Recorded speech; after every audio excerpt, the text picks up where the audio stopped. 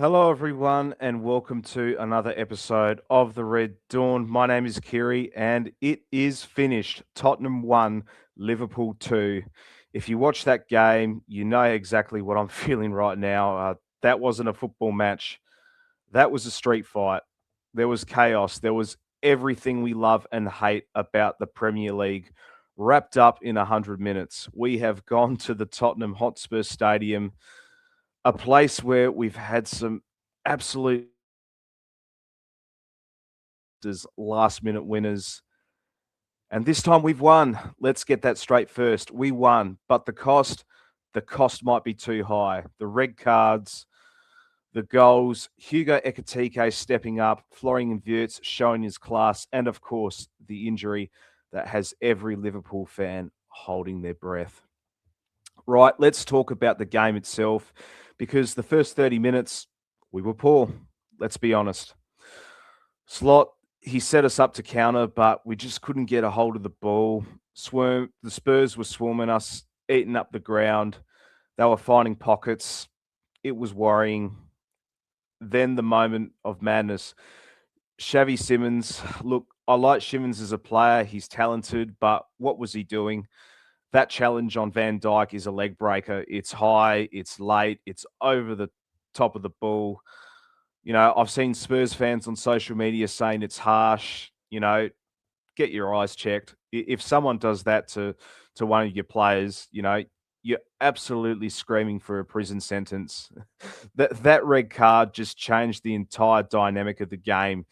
They all lost their heads, and honestly, I do think Liverpool handled that emotion better than they did. We kept our cool mostly, and then later on, Christian Romero. I mean, are we surprised at all? He got sent off in a big game, and it's a free space on Premier League bingo. Kicking out Kanate when the game was already set and done. It's petulant, it's weak, and it made the last 5 minutes easier than they should have been. Well, we decided to switch off for their goal, and we have to talk about that. The elephant in the room. Halftime comes. Arne Slot makes the changes. Alexander Isak comes on, and yeah, for 10 minutes, that 10 minute spell, it was just probably the best football we played all season. The link up between Wirtz and Isak is just what we dreamed of when we signed those players. The goal itself, the pass from Wirtz, it's laser guided. Isak's touch is chef's kiss. The finish is lethal, but then the tackle, Mickey van der Ven. Look, I don't think there's malice in it. I really don't. He's a fast defender trying to make a block, but the follow through, catching Isak's ankle like that, when you see a player of Alexander Isak's quality, refuse the stretcher and just limp off with his face covered, it's bad. And this is where I want to give credit to Arne Slot, though. He didn't panic. He shifted the system immediately. He brought Frimpong on for more attack and then swapped it again. He managed the chaos, but the worry is the depth of the squad and trust in other players like Chiesa or Engamoa. This injury, it does feel like a massive sliding doors moment for our season. We have to mention the end of the game as well. Just why do we have to do this to ourselves? Spurs are down to 9 men. The game is dead. Just keep the bloody ball. Instead, we just fall asleep. Richarlison scores, and suddenly for 6 minutes, I'm thinking we're going to draw 2-2 with a 9 man Tottenham. And that mentality, it just needs to be fixed. We still lack that killer instinct to just strangle a game to death. We invite the pressure.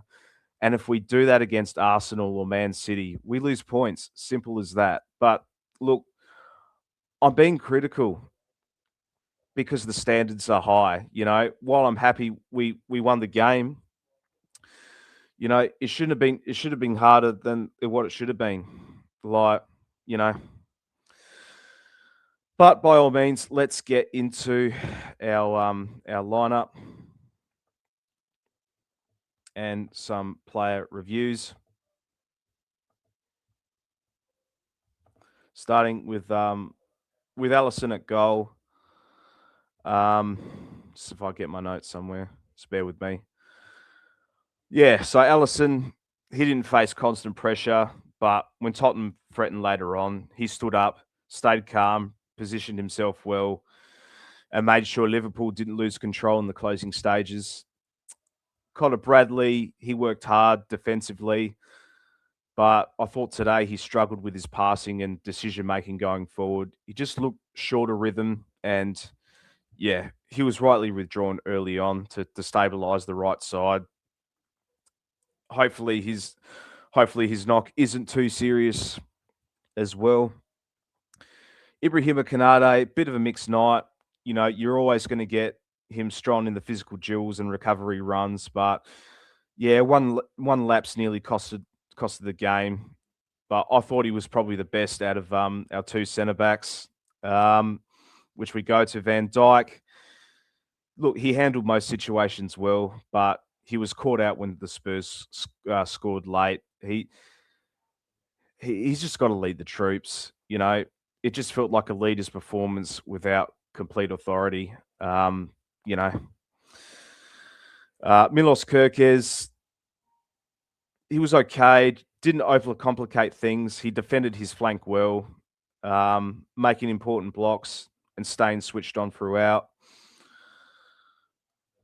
Ryan Gravenberg, he kept things simple in the midfield, but yeah, just faded away as the game went on. Um, yeah, didn't take full advantage of the extra space after the red cards as well.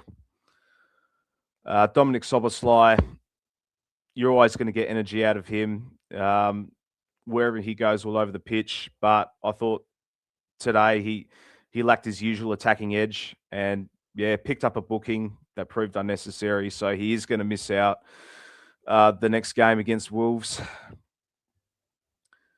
Curtis Jones, probably not his best performance, if I'm being completely honest. He was neat in possession, but yeah, just a costly turnover, which allowed Tottenham back into the match. Alexis McAllister was in the advance role again. Um, yeah, look, he fought hard. You're always going to get that out of McAllister, but yeah, he was just quiet overall. Florian Wirtz, yeah, our most creative player on the night, man of the match for me. Found pockets of space, linked play intelligently, and he provided the spark that helped unlock Tottenham's defence. He got himself an assist as well, which led to Isak's goal. Yeah, he's just getting better and better each week. Hugo Katike started slow but grew into the game, took his goal well with a smart header and showed improved movement as the match opened up. 5 goals in 3 games, I believe, as well. Yeah, he's just our clear number 9 as of now. Alexander Isak, yeah, made an immediate impact off the bench. Unfortunately, paid the price physically, but yeah, just when he was on, he took the goal so well. Hopefully, it's not too serious with Isak, because yeah, it was a perfect cameo when he was on. Jeremy Frimpong, yeah, just brought the pace and urgency down the right. Played a part in Liverpool's second goal as well. And yeah, just one of the more effective substitutes when he was on there too. Came off um, afterwards as well with I think it was like blood on his lips. But yeah, when he was on, yeah, you could see the massive difference. And I reckon he starts on the right hand side as well. Federico Chiesa, bit hard to judge from him because he barely played. Andy Robertson, again, just came on just to see the match out, and Trey Ione as well, hard to judge too. Just came on just to run down the clock and add energy.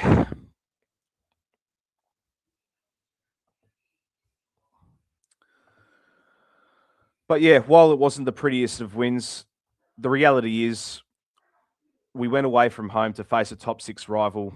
We faced adversity. We lost our star striker, and we still took the 3 points. The table looks a lot healthier tonight. Fifth on the table, same amount as points as Chelsea. They are ahead with goal difference. But we wait for a medical update on Alexander Isak. Hopefully, nothing too serious. Well, what about you? What is your man of the match for this one? Let me know below. But until next time, keep your heads up. And as always, up the Reds.